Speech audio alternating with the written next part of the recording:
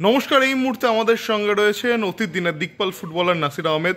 IFA দফতরে আমরা তাকে আজকে পেয়ে গিয়েছি। নাসির দা, 17 তারিখ ডুরান্ড কাপের ডার্বি কোয়ার্টার ফাইনাল ম্যাচ, যেখানে ইস্টবেঙ্গল মোহনবাগান মুখোমুখি হচ্ছে। এই ম্যাচে কোন দলকে এগিয়ে রাখবেন? ওই ডার্বি ম্যাচে কোনো টিমকে এগিয়ে রাখা মুশকিল, কেন ওই দিনটা একটা স্পেশাল ডে থাকে। ওই স্পেশাল ডেতে যে টিম বেটার খেলবে সেই টিমই জিতবে। ওই মোহনবাগানের একটা অ্যাডভান্টেজ এই যে মোহনবাগান এই টিমটা প্রায় 2-3 বছর ধরে মোটামুটি একই টিম আছে, ওদের আন্ডারস্ট্যান্ডিংটা ভালো, কিন্তু প্রি সিজন ট্রেনিং সেরকমভাবে হয়েছে বলে মনে হয়। যে 90 মিনিটস যে টিম লড়াই করবে সেই টিম অ্যাডভান্টেজ থাকবে। মোহনবাগানের বিদেশি ফুটবলাররা চলে এসছে, দলের সঙ্গে যোগ দিয়েছেন, অনুশীলনে যোগ দিয়েছেন, ম্যাচও খেলেছেন। অপরদিকে ইস্টবেঙ্গলও কিন্তু একেবারে নতুন খোল নলছে নিয়ে বদলে দিয়েছে, নতুন নতুন বিদেশি। সেই জায়গায় এই বিদেশিদের লড়াই কতটা ডিপেন্ড করবে ডার্বির ফল নির্ণয়ের ক্ষেত্রে?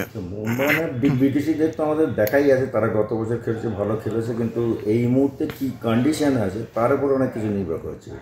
ডার্বিতে তো কেউ ছেড়ে কথা বলবে না, দুটো টিমই লড়বে। সেই লড়ার ক্ষমতাটা এখন কতটা 90 মিনিটসে প্রিপেয়ার্ড হয়েছে সেটা কোচ বলতে পারবার মতো বলতে পারবো না, যে কতটা প্র্যাকটিস করেছে, কতটা ফিটনেস আছে, বা এখানে জয়েন করার আগে তারা আলাদা প্র্যাকটিস করেছে কি না সেসব ব্যাপারে আমরা জানি না, সেই জন্য বলা কমন। তবে ইস্টবেঙ্গল রিসেন্ট একটা ম্যাচে মোহনবাগানকে হারিয়েছে, অবশ্য সেটা কলকাতা লিগের ম্যাচ ছিল এবং 3-2 গোলে ইস্টবেঙ্গল ম্যাচটা জিতে কল্যাণীতে। একটা মরালি বুস্টার ওদের হয়ে আছে, কিন্তু ডার্বি ম্যাচে ওই কি হয়েছে ওটা ধরে খেলা রেজাল্টকে বলা মুশকিল।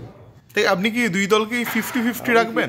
রাখছি ওই জন্যে যে অ্যাডভান্টেজ একটু মোহনবাগানে আছে, যেহেতু একসঙ্গে খেলেছে, আন্ডারস্ট্যান্ডিং বেশি, কোয়ালিটি প্লেয়ার অনেক বেশি। কিন্তু ইস্টবেঙ্গল গত 2 বছরের থেকে এবছর অনেক ভালো প্লেয়ার সই করিয়েছে, তারা কতটা যদি ফাইট দেয় তাহলে ম্যাচটা কারোর জন্য ইজি হবে না। ধন্যবাদ।